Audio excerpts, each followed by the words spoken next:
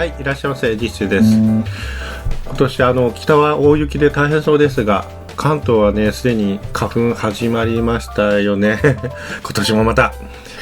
だいたいね梅が咲くのに合わせて杉バー桜に合わせてヒノキバーって感じですね。もちろんくしゃみの辛い方も大変そうですが、自分はねかゆかゆになっちゃいまして、これが困るです。いやまあ別にね杉やヒノキに責任はないですけど、さて今回はクラシックギターの弾き方についての考察動画になります。ある意味マニアックな内容ですが、こんなこと考えてるんだって多くの人に興味を持ってもらえるように解説したいので、よろしくお願いいたします。ですね、きっかけはうちにいただいたコメントからでした。実質146回杉と松ジャッとかき鳴らす奈良の回にシンガーマスター様からコメントをいただきまして、クラシックの時よりも数ミリ上の位置でやらないとフラメンコらしいパラパラにはならないことに気づくのに何年かかかっちゃいました。てへ。このねこのてへとかってね軽く書かれてらっしゃってね、僕も最初軽く捉えたんですよ。でも違ったの。俺めっちゃ重要なこと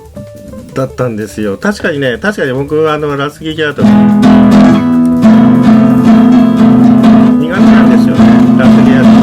ー。いやまあできないです。できないけどなりにこう少し上げるって言えるとまあ動きが楽になるのはすぐ分かりました。でもこれねもっと意味が深くて、実はちょっとそこで大きな自分の中で変化があったこと、それで悩んだことなんかもちょっと言わせてくださいよ。本当にもうこのコメントの趣旨はですね、こういう映りますか、こういう弾き方をしているの、ここの手をね上げるって話ですよね。こういうのを上げるって指をちょっと遠くからいく。普通自分は今までこういう弾き方をするんだけど、こういう弾き方をするって話ですよ。でこれね確かにいいんです。例えばディアンスの方向をちょっと出てくるんですよね。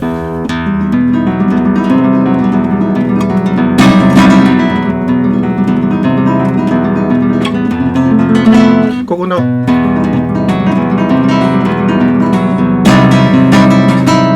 これをねやっぱり今まですごく苦手、うまくいかなかったんですけど、上がることでねすごく余裕ができて弾きやすくなりました。ありがとうございます。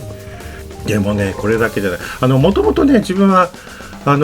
ルペジオのところとかそういうのは得意なんですよね、割と。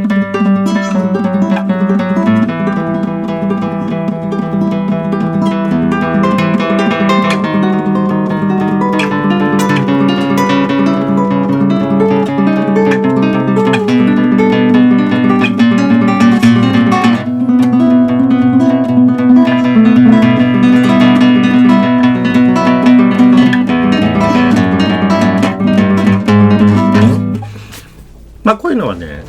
割と得意だったんですけど、なんか単音のスケールっぽいよね。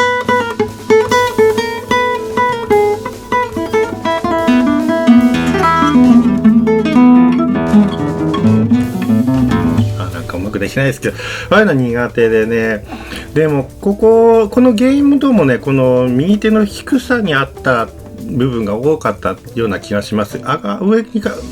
上に持ってくることで随分楽に弾けるようになったなっていう感覚はありますね。でね、なんで僕がこういう低めに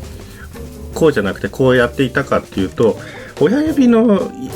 形なんですよね。だからこういうテーブルに普通に置いた手をこう持ってくる感じで弾くととっても無理がないんですけど、これは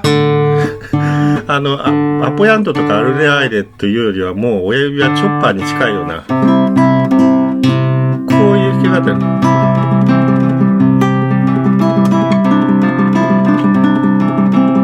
のになりがちこういう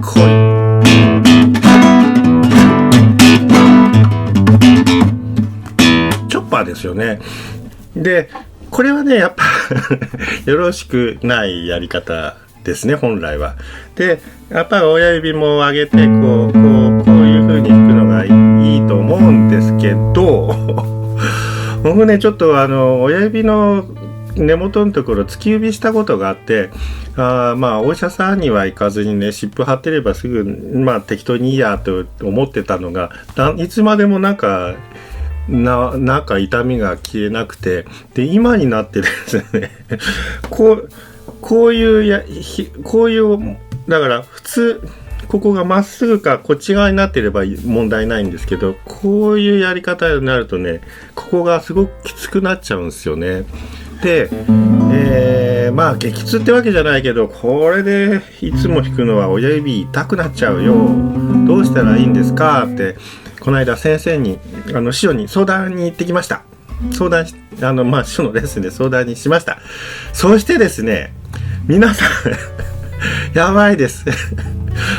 プロの技を教えていただきました。これマジやばいやつなんでねもう注意してくださいというのはですね、まあこういう押さえ方で親指の余裕を持たせるにはギターを深く持てとだから今まで僕はこうやってたの手を上げてギターを弾くと、そうするとここに空間ができるから親指も楽にできますよと。でねこうすると右手も余裕できるし左手もね割と肘の感じで余裕ができます。だからすごい弾きやすいんですよ。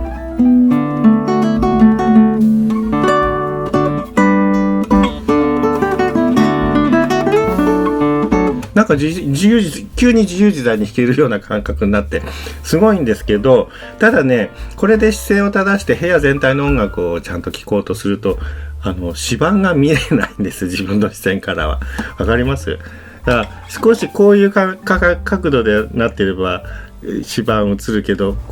こうなっちゃうと見えないじゃないですかね。で僕の視線からなるともうこうなっちゃうんですよ。でね言ったんですこれ指板が見えないですってこういうことをお勧めする先生ってなんか高級スポーツカーのセールスマンみたいですねってだってこれピラーで前見えませんよ。この姿勢だと車体の車幅分かりません。やばい事故りますよこれでもね先生は言うんですよ。大丈夫、ちゃんと走れてますからね。プロはみんなこうやって弾いてます。マーカーとかも目印でつければいいし大丈夫、買っちゃいましょうってね僕が無理っぽいんですけどこんな高級車を僕が買うのマジでそんなやり取りをねこの間してきましたよ。だから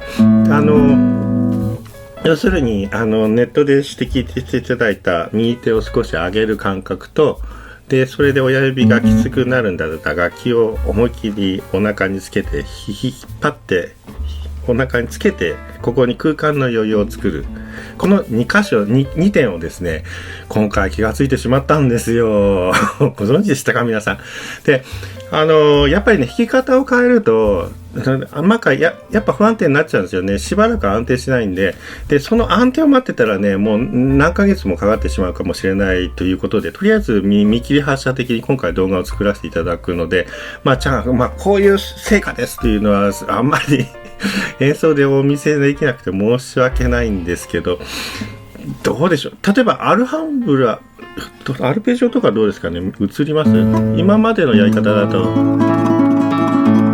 こんな感じで弾いてたんですけど、これを少し持ち上げて楽器を弾いてお腹こませて